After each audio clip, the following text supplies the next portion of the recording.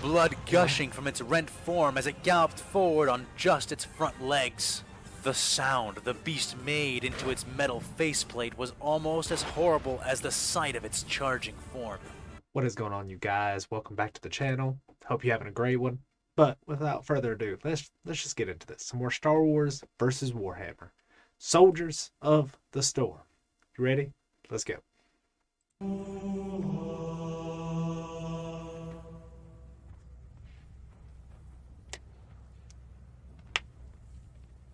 Pew pew pew pew.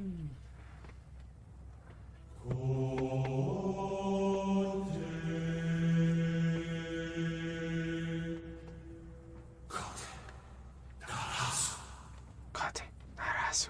65 watched on from his position atop the turret gun of his command ATTE Walker, the height of the mass driver affording him a relatively advantageous view from his hill in the park. The trees, once vibrant, tall, and green, had been entirely cleared away, allowing for their artillery to be utterly unobstructed. What That's the good. clone saw through the enhanced sight of his electro-binoculars left him feeling conflicted. The Clone Wars had dragged on for almost 4 years, if not longer. In that time, many Jedi had died, and many more clones besides. Yeah. The Jedi generals who had performed the That's what happens best in war. had, by and large, encouraged the clones under their command to embrace their individuality, their creativity, and their cunning. It was in this way that they had bested billions of droids and countless planetary militias, as well as separatists of all stripes. But even so, there had always been a line. A certain place they were not willing to go with organic fighters that they went to all the time when it came to fighting droids. It was a lack of honor, a denial of personhood, a malice and contempt that even the Jedi rarely tempered when they faced droids. But that was not happening here. Here, they were treating these invaders, these PS-Dia Imperials, just as they would treat a horde of B-1s. Perhaps even worse. That's not The good. lieutenant watched as flashes lit up the far sides of the treat 'em like buildings, droids. which the invaders were sheltering behind, knowing these to be the first 2 of the 3 planned ambushes. His AT-TE walkers were combining their firepower with advantageous positioning and the element of surprise to hammer the enemy in what they thought would be safe harbor. The 6-legged walkers timed their attacks with the sudden assaults of the squads 65 had sent to each of the ambush locations, hiding within the very buildings the imps would think to use for cover. Without the Imps. use of their best and heaviest armor, elements of the invading army his sniper tanks had seen neutralized first, the Imperial cultists stood no chance against the vicious crossfire they would be caught in. But that was not all. Along with the assault squads to aid in their decimation, he had also sent his best marksmen out to neutralize their evident commanders. Headless, armless, and naked, the imps would be left without any options save for frantic advance or frantic retreat. The ambushes were scything through them, the losses for the imps reportedly growing massive in both of the initial attacks. The results of Master Illa's plan were devastating. And that was good, because they needed to be. To say that 65 and his men were outnumbered by the attacking imps would not do justice to what the clones were facing.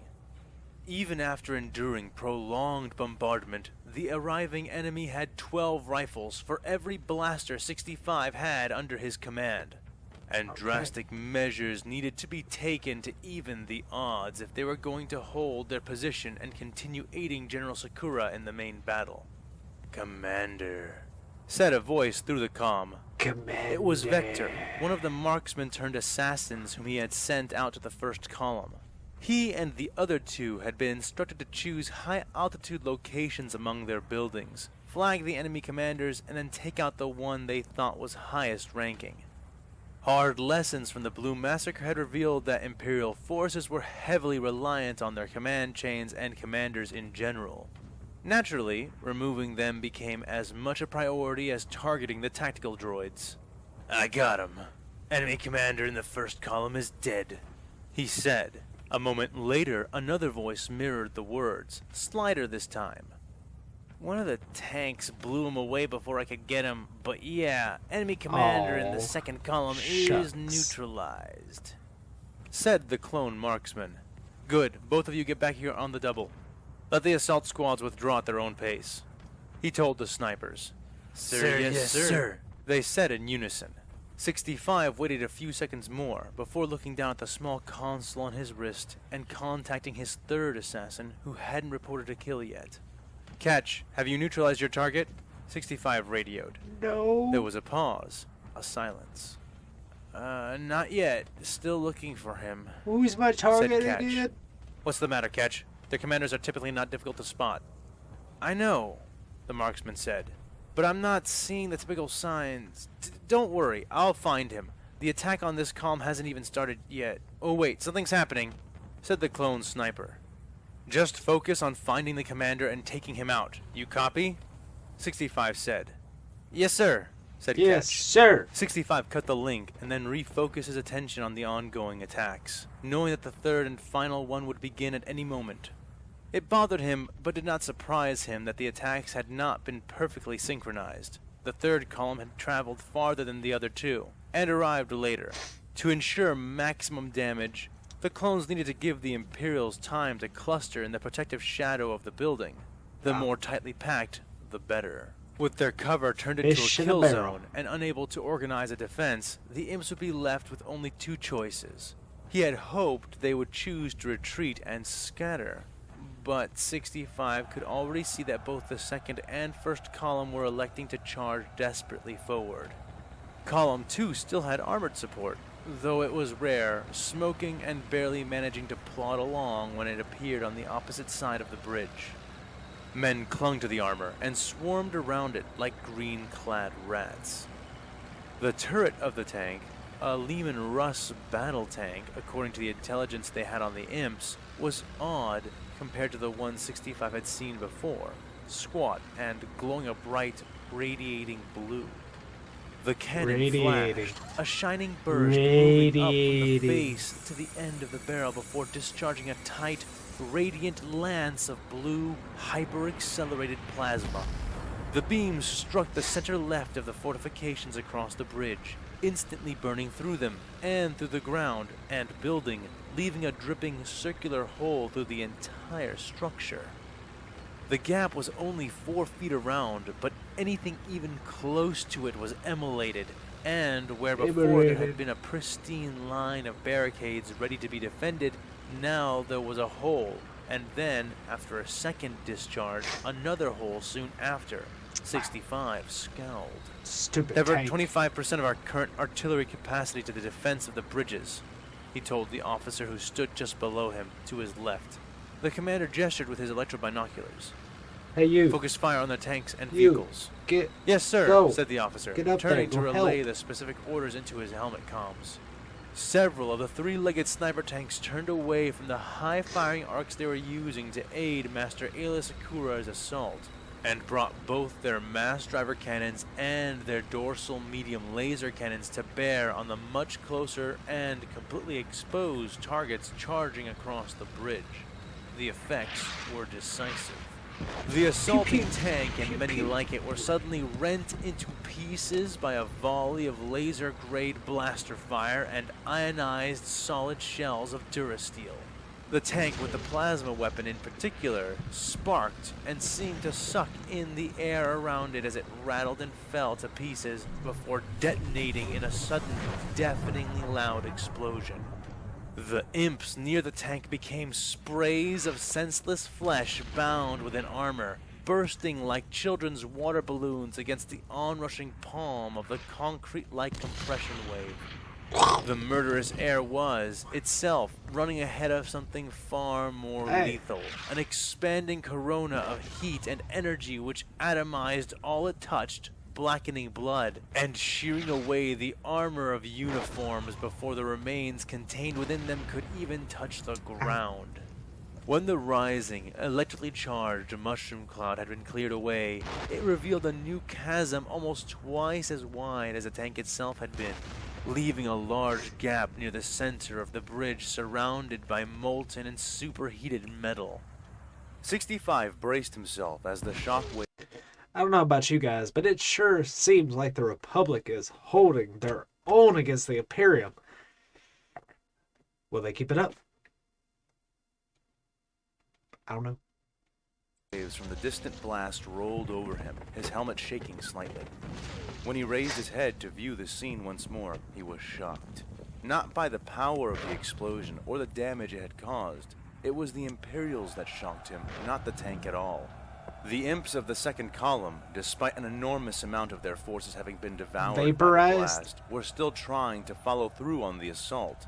Hugging the sides of the bridge, burning boots and feet on cool glowing metal, they made their way around the superheated area which surrounded the hole. The clone sighed heavily, realizing with no small amount of annoyance that the cultists would not be turned back. Fine, No, then sir. he and his men They would will force not. them back. He turned to his right, looking down at the officer standing nearby, ready to take his commands. Have the defense task force split into 2 groups, and line up along our barricades on the first and second approach. Pick out enemy commanders where possible, and once they have reached a quarter of the way across, open fire and keep it coming. Have the flame company move into cover behind the defenders and wait for further orders. The officer nodded, wordlessly looking away before raising his hand to his helmet as he began relaying the orders. 65 turned back and watched the mass of varied clone troopers who stood before the tanks begin to march into position. White and yellow armor gleaming in the fading sun, the distant clouds having not dimmed it enough to hide the splendor of the Gar's finest. The troopers moved a short distance to the barricades, strong fortifications made of ferrocrete reinforced with durasteel, some of the central patches even being ray-shielded as well. The clones filled the spaces within and behind, weapons bristling from around and over the walls and shelters of the barricades as orders were barked, sergeants and officers clarifying priorities to eager troopers. 65 refocused on the imps, judging that the first column would reach the quarter mark before the second. Focusing his sight there, he could see the screaming, rabid ranks of the Imperial forces as they charged across the cleared bridge. They moved in disorganized mobs, shooting as they ran, some more accurately than others, all either unaware or unmindful of the kill zone they were running into. A few of the Imperial soldiers carried flags, others bore swords or wore enormous, sparking gauntlets, and 65 saw more than a few chainsaws raised into the air, belching black smoke as their many teeth whirred and spun. He was looking at a horde of madmen, and felt very little remorse in that moment as he watched his troopers open fire. The result was a near literal wall of blue bolts, and when it met the ragged first and second ranks of the charging imps, they reacted appropriately.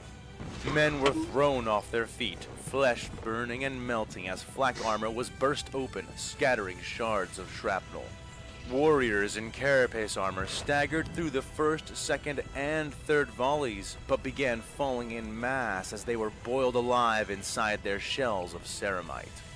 Additionally, with 100 shots per blaster pack, it would be a good while before any of 65's men would need to cease fire to reload. The Imperials tried to fire back, running and gunning, but the majority of their shots were horrendously inaccurate, regardless of the weapon they were attempting to use, and the fortifications stood against nearly all of the returning fire that managed to connect.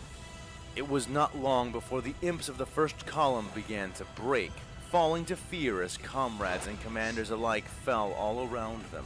Some began to rout, and that trickle of terror was swelling into a cascade. Feeling satisfied with the work being done there, the commander moved his sight to the troops of the second column, who were just about to cross the quarter mark. Where the imps of the first column had been made up of bands of 6 or more soldiers, all in various uniforms and heraldries, these newcomers from the second column were the opposite. Running far apart from each other, heads down as they charged, these men wore uniforms colored green and tan and seemed to understand that by staying further apart, they made themselves less susceptible to the focused fire which had been devouring the squads on the other bridge. Occasionally, Scattered troops in distant groups of 10 would stop, kneel, and open fire, covering the charge of the men rushing past them until they themselves were shot, or until so many others had passed their kneeling positions that their visibility had become less than acceptable. 65 found himself feeling relieved that he had taken the precaution of ordering the other clones to clear the bridges of anything that could be used as cover, as these soldiers would certainly have turned any such havens into hard points to contest. But there was no cover, and these bridges averaged a stretch which spanned a little more than half a kilometer. The losses these men took as they crossed into the kill zone of the bridge were still hideous to behold. To their credit, they did not rout, even though groups and individuals did stumble or hesitate in the face of the certain death which they now ran towards, and which often found them moments later. And their aim was precise enough that those who stopped to shoot quickly made themselves valued targets. These Imperials scuffed the forces defending the barricades, wounding some and killing one or two, but ultimately failing to shake the defenders in any way or make any significant headway. And yet still they came on. Soon, mounds of the dead began to pile up, tripping up advancing cultists with their own screaming wounded and silent fallen. Some even began to use the thicker patches of corpses as cover, laying behind them and firing. By the many moons, even the death, imps from the second column were creating artificial barricades from the bodies, a display which was nearly as sickening as it was proving effective, the mounds of corpses successfully holding against the blue rain of death. Then, suddenly, "Commander, I'm sorry," came a voice over his comm. Was that assassin number 3? 65's heads-up display showed him from where the message was coming from. The fact that it had come unbidden already told him it was a priority 1 message. A glance at the name had him refocusing his electrobinoculars to the as-yet empty third bridge. He saw nothing. No signs of continuing fire, nor any Imperials charging down the avenue. Why? He would have thought that meant they had retreated, but from the sound of Gaff's voice, he highly doubted it. "What's happening, Gaff? What's your status?" he asked. There was a brief pause, and 65 almost repeated himself before Gaff began speaking again. "They charged the building, sir. Overran us at the lip. We made them pay badly for it, sir. Real bad, but we were forced to give way. They forced their way into the Stratos Central Mall and began isolating us." 65 felt ice spike his veins. "Are you cut off? Why didn't you withdraw as planned?" he yelled into his comm. "I'm sorry, sir. I thought we could double around, hit them with a surprise countercharge, maybe buy Catch enough time to kill their commander." And that is why you don't think. You just do what I told you to do and you'd survive. But no, you thought, big brain guy right here, and now he's stuck. He is screwed. But we failed. But we are not cut off. We are withdrawing down the sub-access tunnels, same way we came. We should be with you in a little while. We have a lot of wounded, Commander. 65 sighed heavily, but nodded his head in a gesture of acceptance. "Copy that, Should have Gaff. just listened to what I told you. Finish getting your men out of there. As soon as you're clear, we're going to level that entire structure with the sniper tanks, so don't take too long. Tell Catch to go ahead of the others. I want him here in case." "Catch is dead, sir," Gaff said, That sounds cutting his interesting. commander off. The clone felt the world become a little less real. Catch had been his pod brother. They had survived Geonosis. "Are you sure, Captain? Catch has lived through a lot worse than these imps can put out," 65 insisted, teeth clenched. "I'm sorry, Commander. Him and his whole squad, the clone began. "Are you sure, Captain Gaff? Are you 100% sure?" the commander demanded. 65, he was decapitated," Gaff blurted. A silence hung between them then, the only sounds being those of movement on Gaff's end and those of battle on 65's. That sucks. "Understood. Get back here, Gaff, and let me know the instant that you we're and your men bringing are that clear of mother Stratos down. Central Mall. Do you understand?" "Commander, look! Space Marines!" the officer to his left shouted, pointing with his hand. The commander felt his heart stutter, felt the earlier chill return with nearly twice the force, running through him like a mist step in the dark. He cut the channel and raised his electro-binoculars, aiming them in the direction indicated towards the first column. There they were, over 20 of them, with more appearing by the moment. They had just broken the front ranks and were striding forward, hefting massive metal. I know I said that the Republic was doing pretty good, but might have spoken too soon. Cause 20 Space Marines. Shields before them that were absorbing the It ain't gonna be firepower good. being put out by the troopers without difficulty. 65 blinked. He had seen hollows of the Space Marine which General Skywalker had fought, and that thing had not been as large as these, and it had been encased fully in armor to the point of seeming like a machine, unlike these clearly organic, gigantic men. Those details barely mattered, however, as an artillery shell sailed into the rightmost shield-bearing warrior. The metal dented, and the giant Imperial staggered, but held firm as the shot rebounded away, striking the bridge to his left. This scene repeated itself as more and more artillery fire was directed at them, the shells bouncing or rebounding off the impossibly thick shields.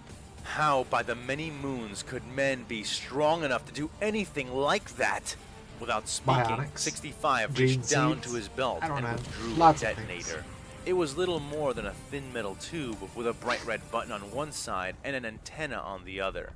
But linked to this small thing were the 4 baradium charges his men had secured to the bottom of the first bridge. Just a single flake of the stuff could power a thermal detonator. The baradium charges they were planning on using had much, much more than that.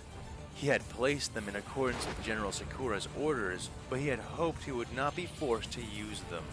One of the huge warriors fell, and then another, but they were not dying fast enough, their shields not failing quickly enough. The soldiers around them were rallying, the tide of the rout turning even as the clones frenzied to take out those they could before the imps could get too close. The lesser cultists hid behind the shields of the larger ones, and soon they were past the halfway point and drawing closer and closer. So much PLX fish missile in a launchers barrel were anymore. deployed, killing another 2 more of the giants, but many more were left. And the imp soldiers who had made it with them had come too far to surrender now. They crossed the 3/4 mark, charging and screaming all the while. 65 felt his stomach twisting, but reasserted his discipline. Order the men on the first bridge to pull back, away from the barricades. They have 15 seconds to seek further cover. He told the officer to his right, his voice clipped and rushed, even more so than normal. I think he's The gonna blow it up. clone nodded and did not even turn to the side as he began to hurriedly relay the orders You got into his 15 helmet seconds comm. to get out. The fire coming from the barricades on the first 2 bridges ended abruptly, and the clones stationed there began to vault and leap back from the barricades, pulling comrades and equipment with them before ducking to the ground and covering their heads. 65 waited for the last possible moment when he saw all the clones escape the blast radius before he pressed his thumb down against the firm button of the detonator. It almost seemed to resist the pressure of his digit before sinking into the handle.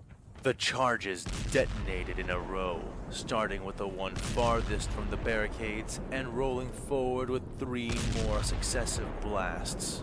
Each individual charge dwarfed the explosion released by the dying tank on the other bridge, erupting with the power of a weapon meant to tear frigates and destroyers apart. Flesh was peeled from bone in nanoseconds, and the massive warriors, their shields, and the men around them were blown into ashes, with Well, those furthest from the blast centers being didn't scooped feel up anything. by the bone-grinding shockwaves, That's a raining down plus. as gory giblets over the clones instead of Giblets. vanishing without a trace. The fortifications cracked, Oh, and crack most of me the up. ray shields there failed, Giblets. though the final charge was by no means placed very near to the end of the barricades. The whole bridge pitched and rattled, shedding metal and struts like a Jabimi mud dragon shedding flakes of dead skin.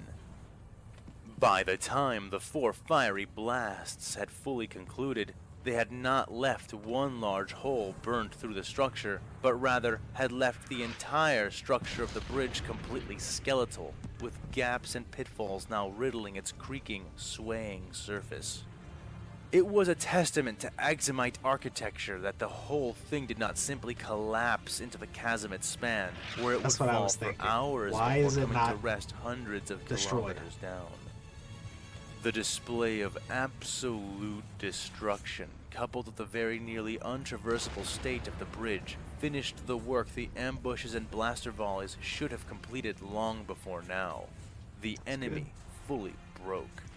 The first bridge began an unabashed and disorganized retreat, running back the way they had come, taking even more fire as the ATTE tanks which remained in their ambush points began blasting once more, taking holes out of their routing army even as they attempted to sprint all the way back to their besieged base. 65 smiled behind his helmet, feeling a surge of confidence bolster him unexpectedly. After their recent losses, he had feared these Imperials were invincible. Their weapons too powerful to overcome, their warriors gods marching in legion lockstep. But while their technologies were formidable, and the mettle of their warriors far exceeded that of most cultures in the galaxy, they were no immortals. With proper tactics, cunning, and intersecting lines of fire, anything, even these monsters, could be put down. Commander 65! Commander! We're taking fire! The enemy has taken up positions at the upper levels of the mall! They're blasting us! They're starting... The sudden, urgent message came from his priority comm, and a glance told him it was from the ATTE tanks that had been positioned for the third ambush. So it seemed those imps were going to make more noise than they already had. He grit his teeth and responded. You dumb imp. This is Commander 65. Pull back. You are to pull back now. Draw yourself away and to the north until we have cleared your ambush point. There was no response. 65 repeated himself, and again, nothing came back. He almost spat into his helmet, looking towards the third bridge once more, and seeing the flashing and hearing the telltale booms through the audio enhancers in his binoculars. But seeing nothing directly. Not yet. He glanced back towards the second bridge, which was still an active battle. There he saw with no small amount of frustration that the more organized soldiers in green and tan had truly managed to dig in using nothing more than the armored corpses of their own fallen. Now they were engaged in a standing firefight with the clones at the barricades, no longer moving forward but exchanging attacks. From the looks of it, they had lost so many men to create their own barricades, and those barricades in question were so disadvantageously positioned compared to those of the clones that the conclusion was foregone. Even if they fought to the last, they would lose. So? Move the defense forces that have been positioned at the first bridge to the third, and tell them to prepare for an enemy assault. Give them the same firing orders. 65 said. He watched as those clones, which had retreated from the cover of the first bridge, now formed up and marched to the barricades that had been set up at the third. And these barricades were the most extensive of all, thicker, with multiple layers to allow comfortable overlapping lines of fire. Repeating blaster cannons were mounted every 5 meters along the frontmost layers, and mortars had been set up in the rear. These precautions he had taken due to the fact that the third bridge was the only bridge which bore no baradium mines. The enemy had no way of knowing this, of course, but he had layered more conventional defenses there to make up for the lack of charges. It had been tempting to consider mining all of the bridges, but while he and his men could move between all the buildings and platforms of the city using the smaller, interconnecting walkways and access passages, these larger roads were the only methods for his walkers to travel about, and cutting them all off would prevent him from reinforcing the general, should she need it. Satisfied with the enforcement of his orders, the commander allowed his eyes to wander back to the far side of the third bridge, where they widened. Standing in ranks at the other end of the span, he saw them. They were almost fully assembled already, moving with the same trained, no, bred precision that 65 himself had seen all his life in his own brothers. But there was something else there, something he could not define, but that shook a part of him, deep within. These new imps were standing shoulder to shoulder. They wore black uniforms and coats, and their faces were completely hidden behind archaic rebreathers. They hefted thick rifles of the kind the Dia cult seemed to favor, and raised banners and standards high, though their meanings were lost on the clone. Soon they were in position, thousands and thousands of them, standing at attention in thick blocks. Then came the order to march. They were so silent that 65 could actually hear them through the electro-binoculars, the translation matrix in his helmet translating the language for him as it was spoken, superimposing the meaning naturally. March. First rank, ready! The men of the first rank stomped, bringing their rifles down to point forward in unison. The officer, dressed little differently from his men, but holding a sparking, shimmering cavalry saber aloft in his hand, lowered it to point towards the enemy in sync with the bayoneted barrels of his men's guns. Charge! The first rank broke off from the rest, first marching, then jogging, and finally running, all as one. 65 watched on in sick fascination, counting the seconds as they approached, and then passed the line into the kill zone. His men opened fire, once more becoming a storm of death, even more so than before. The repeaters strafed the front line, dropping Imperials in swaths of burning armor and flesh. Yet those behind them did not pause, balk, hesitate, or even slow down as they trampled their own fallen. The dead, the wounded, it mattered not. The officer was blasted into chunks by the focused fire of over 100 DC-15A blaster rifles. But not one of the masked troopers turned to look, save for the one who went to retrieve his sword, lifting it into the air and wordlessly taking his position. That was another thing that 65 began to notice, the utter silence of them. Occasionally, one of the struck or dying would cry out, but even then, the majority of them simply fell silently, dying even less dramatic deaths than droids. They were so silent he could hear the next whistle, despite the distance. Second rank, ready! The clone commander's eyes departed the scene of death at the front to draw his vision back to the rear of the bridge. There, he saw the scene repeating itself, the troopers preparing to begin their death march. Charge! Came the call, and they did. Meanwhile, the first rank was making surprisingly good headway. Where men would begin to tire, these masked soldiers only sped up, and where men would slow, if only to carefully step around the dead and dying, these men paid no heed. Indeed, seemed well trained in the grotesque art of stepping over bodies without losing their balance. Their losses were hideous, but they bore them as if they were nothing, as if they themselves were already the walking dead. Get another 15% of our artillery firing on the third column, just the third. Might have got it. The commander told his artillery officer. The clone nodded and turned to see the work be done. Soon, death was raining thickly down upon the first ranks of these uncaring soldiers, blasting them apart, searing through them as medium laser cannons scythed into their ranks. 65 felt a smile of relief slip onto his face as the entirety of the first rank died just as they reached the halfway point, falling without ceremony. Their legacy was left as nothing more than a trampled line of the dead and the mostly silent dying who lay among them.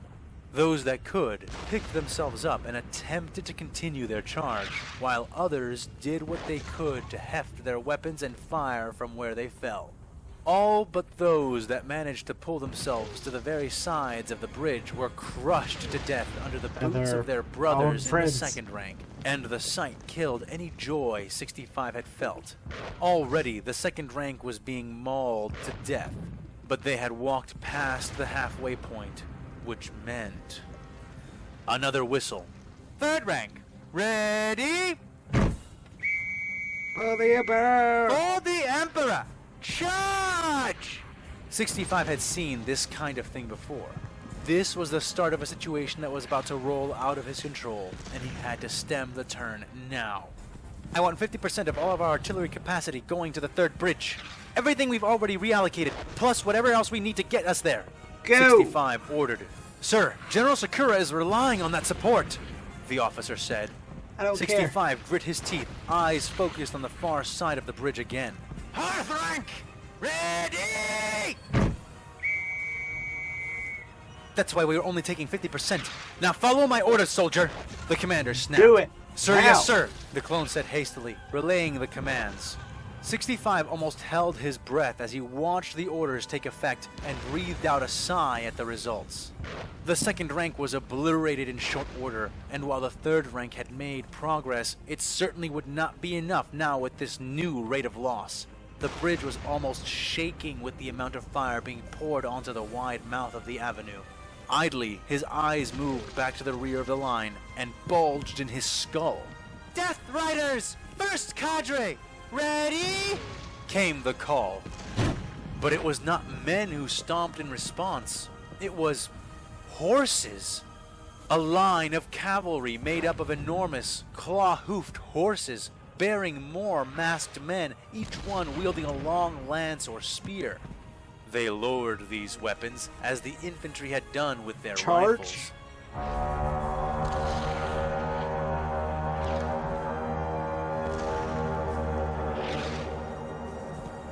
Charge! The beasts leapt forward at the command, and 65 struggled to keep them in view of his binoculars. They ran so fast, like speeder bikes propelled by raw, unnatural muscle. In seconds, they were coming up on the trail of the nearest group of soldiers, and then, with leaps so long and powerful they nearly appeared to take flight, the horses lunged over the entire fourth rank and began gaining on the third. Dang. But, despite the metal masks which covered the faces of the speeding beasts, they were mostly naked animals, and 65 had faith that they too would disintegrate in the withering hail of blaster fire and artillery that was, even then, decimating the third rank. He was horrified to find he was wrong. The horses leapt the thinning remains of the third rank and began to weave. Looking carefully, 65 could see that the beasts performed these maneuvers without the need of the riders to direct them. The riders focusing on bracing their lances and keeping balance as the animals bounded to and fro, leaving trails of blaster fire in their wake. Those caught in crossfire or blasted by the artillery rain showed incredible resilience, either shrugging off the wounds completely or requiring an absurd amount of trauma to put down. Nothing exemplified that more than the two-legged horse. Now riderless, it had suffered a near direct strike from a sniper tank, which had taken the back half of its body clean off. Its intestines had snagged and pulled free, but the beast seemed not to heed its own destroyed body in the least. Blood gushing from its rent form as it galloped forward on just its front legs. The sound the beast made into its metal faceplate was almost as horrible as the sight of its charging form. 65 found himself transfixed, but then he noticed the artillery fire around the abomination thinning and realized how close it and the others of its kind were getting to the barricades. Oh, Scrog. Get the fire squads ready to take their shots. Tell them to be careful not to hit the back of the fortifications, but tell them to expect possible enemy assaults getting around the barricades. He ordered. The commander looked back towards Bridge 2 and cursed again. The battle was going well, but it was still going. He reached into his belt and pulled out his second detonator. Tell the defense forces at Bridge 2 to break off and get ready, he started to say, but it was too late. The Death Riders had reached the fortifications, most of their number still intact and fighting, but they did not deal any death onto the men of the barricades. Well, most of them didn't. The two-legged horse threw itself into one of the firing emplacements, even as the creature itself was turned to ribbons by it. Its speeding corpse collided with the gun, dislodging it and crushing the clone who had been manning it. The others, however, leapt over the whole defense force, landing behind them and continuing their charge. But what were they charging at, if not the troopers? The answer was obvious. The sniper tanks. 65 looked at his infantry command officer and shoved the detonator into the man's hands. Take this. Get all the men manning the second bridge defense here. Now! I gotta Activate go. the charges when they are clear, then pick up a rifle and help me! He yelled. The clone nodded, and 65 turned to his opposite side as he climbed down from the top of the cannon. You! Sound the alarm! We are about to be attacked! He ordered the artillery officer, who now stood beside him. The clone saluted and did as ordered while 65 strapped himself into the turret and activated it. The servos of the turret came alive, and the targeting display filled his view, a display he quickly manipulated to hone in on the advancing steeds. They were charging past the fire squads now, who opened up with their flamethrowers, catching nearly a quarter of the advancing horsemen in the fiery maws of their weapons. But for all that, not one of the Imperials stopped, both beasts and riders advancing forward with the same ferocity they had displayed before being set ablaze. He set the cannon to auto-load his shots, which would give him the quickest rate of fire on his slow gun, and honed in on his first target, the only rider among them whose face was bare. Though the riders were cast in shadows, the clouds now having obscured the Axumite sun completely, he could see that his target was a woman, and likely the leader of this charge. He had already seen how ineffective targeting their leader was when it came to blunting the charges of these masked men. But that still meant that she was as good as any other target. He pulled the trigger. The cannon thunked and fired, its solid shell spiraling as it pierced the air in a high-pitched howl of death. But the horse leapt clear of the shot, and the shallow crater he had created availed him nothing. He grit his teeth, trying to fire again, only to receive a red warning reticle which reminded him that the gun was not ready for the next shot. The ball turrets in front of the walker began to open fire, strafing and cornering two of the riders, having far more luck by combining their efforts than he was having alone. 65 found her again, and fired just as the rolling sound and shockwaves of the Baradium charges rocked everything around. Going off on bridge and 2. He missed. Blasted! Again. He yelled, kicking the console and unstrapping. You've missed her twice now, dude. Come on, 65. Get your crap together and hit this woman on this freaking horse. Gah! Himself, climbing onto the side of the gun and down until he was standing on top of the walker's cockpit. The clone commander grabbed his DC-15A, which was slung around his torso, and braced it in one arm as he used his offhand to draw his blaster pistol. No sooner had he managed it than the first three-legged sniper tank fell to the ground not far from him, first rocked by a sudden explosion before toppling over. It was the lances. They were explosive. The riders would rush by, jamming their weapons into the third supporting leg of the sniper tanks, breaking the heads off and riding away moments before they detonated, throwing the walker to the ground. And then he saw three riders coming for him and his six-legged ATTE. They had no way of easily toppling something like this, so he knew they would aim for the cockpits in the front. And that was why he had positioned himself there. Compensating for the speed of his bolts, with experience and rate of fire, 65 began blasting with both weapons, veering them into the path of the first rider. His high-powered shots blew small, circular troughs into the ground as 65 tried to chase and catch the speeding Imperial with his weapons. Crying out in furious elation when he finally managed it, blowing the rider away, though the beast charged on. But he paid the animal no heed. It was the lances and their bearers that he was concerned with. The commander oriented onto the next masked rider, this one blazing with fire as a result of the flamethrowers. 65 began pelting the imp and his beast with shots. But despite this, the man did not die, and he did not falter, no matter how brutal the rain of punishment that assailed him became. In the end, the charging warrior was stopped by the ball gunners beneath the commander, who clipped the horse's legs out from under it, causing the beast to begin to fall and pitch forward. Maddeningly, the rider managed to rise on his saddle and threw himself forward the instant before the war beast beneath him fell and rolled to an agonized death. Lance still in hand, body aflame, he seemed to lunge with his weapon thrust out, though still he did not cry out or scream. Not that doing so would have saved him from Commander 65's continuing hail of blaster fire, which slammed into the Imperial cultist. I started blasting. He lost the ability to duck and weave. However, the lance still flew forward and struck one of the ATTE's 6 legs, blowing it off and causing the tank to jerk and list to the left. 65 found himself sliding down the flat roof of the cockpit, and his eyes widened as the third rider came upon them. He tried to fire at it, but his shots were wild and inaccurate, as were those of the ball gunners.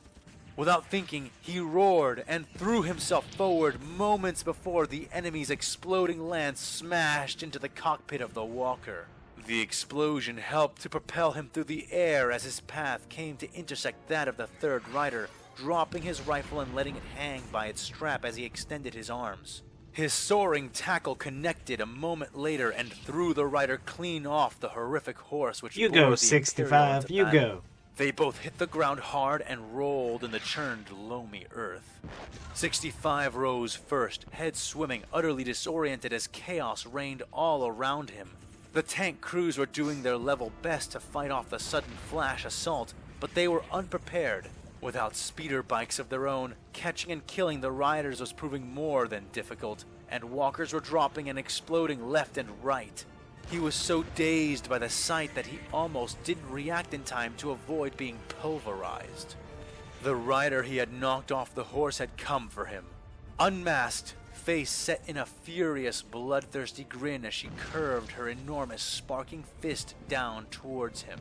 He threw himself out of the way just in time, her blow causing a flash of light and a cascade of dirt to rain down all around them.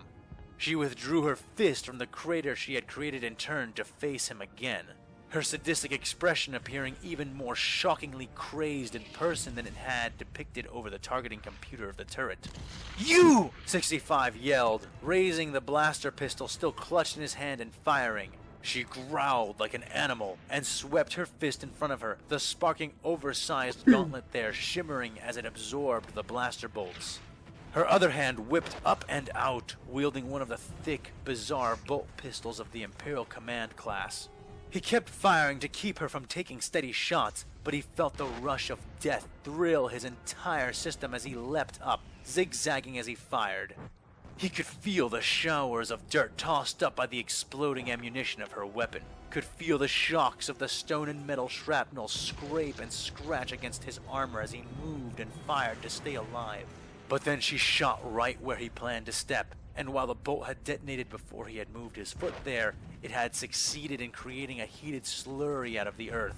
And as he pressed his weight down, the commander found himself slipping, falling, and leaving him helpless before the muzzle of her gun. But, to his surprise, the shot she sent to finish him swung wide. A small hail of blaster bolts rained into her from the left, making her scream as she was sent sprawling to the earth, her gun arm cooked to ruination.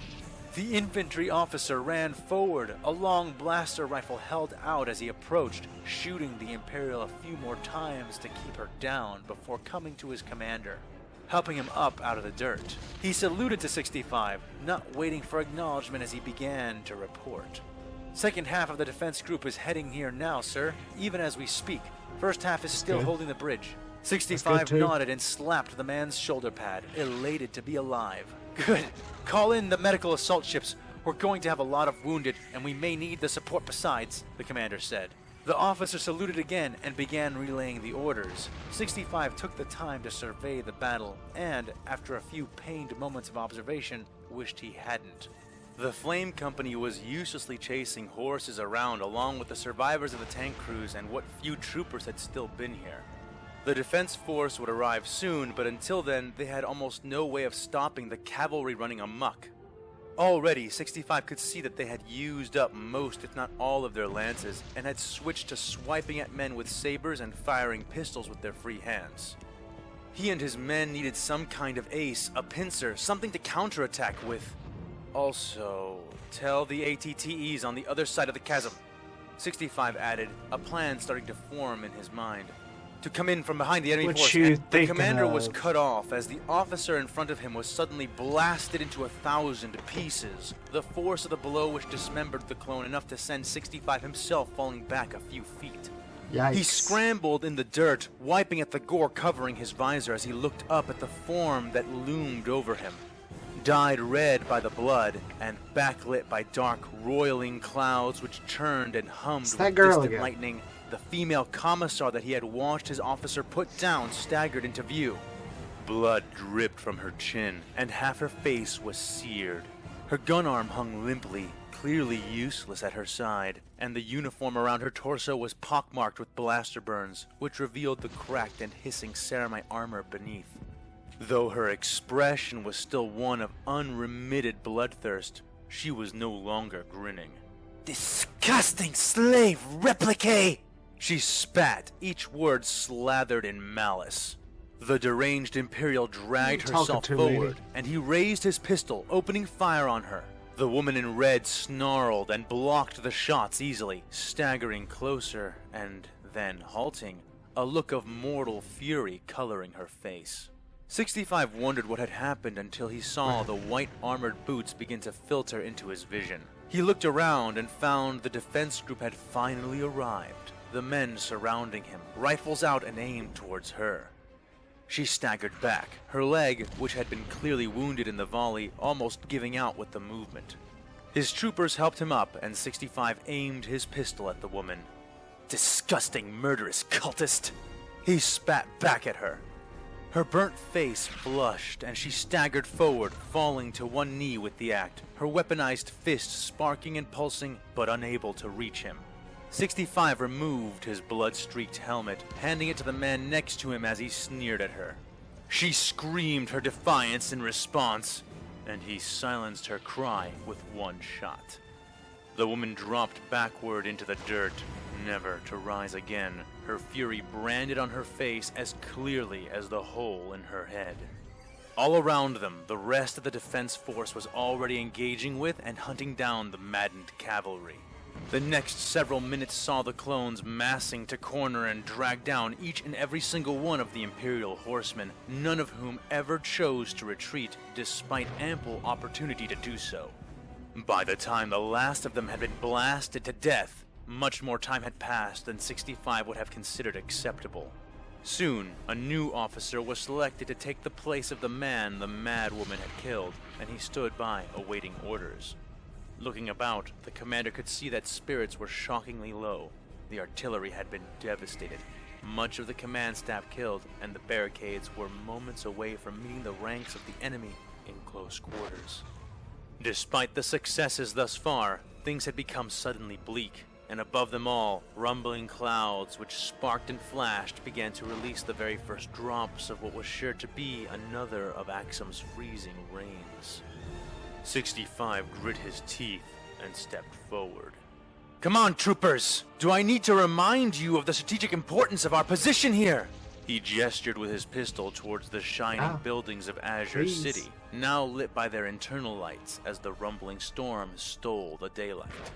Look back there! See those buildings?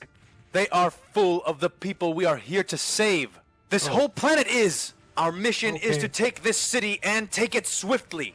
Being down on ourselves is a luxury the Republic cannot afford. We are the key to the General's assault. The other battalions are counting on our support. If we fail, everyone fails. Do you all understand this? Sir, yes, sir! The men around him roared. Sir, yes, then get your fire back. We have hard work ahead, and it's only going to get harder. Defense teams, move to reinforce the barricades and pull back the wounded. Fire teams, form a defensive line and defend what's left of our artillery. We are fighting without their support from now on. Everything that is left needs to go to General Sakura. Are you ready? Sir, yes, sir! They said again. Commander 65 raised his hand and clenched his fist as if to catch the falling rain, which was, even then, beginning to blanket them all, turning the dirt into mud, and burying the Commissar's broken body under fresh slurries of liquid earth. We are the clones of Camino, the soldiers of the storm. We will save the Republic, no matter the cost. Now, move out!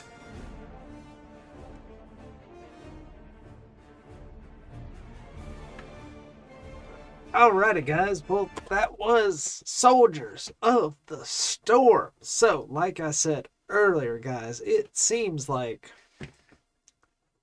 Now, while initially I thought the Republic was going to be in a disadvantage, probably wouldn't stand a chance, at least this fight on Axum has definitely taken a turn for them, it seems like. I mean... The Imperium's definitely fighting back. They're not scared to fight, but the Republic is very strategic about who they're taking out, when they're taking them out, why they're taking them out. And it seems like it's doing them some justice. But guys, the story just keeps getting better and better, more interesting and more interesting. But with that being said, guys, that's gonna be the end of the video for tonight. We're gonna probably do the next little short sometime in the middle of this week, but we'll see what happens. But with that being said, guys, y'all have a great rest of your night. Peace, love, happiness to you. And always, guys, be easy. Love y'all.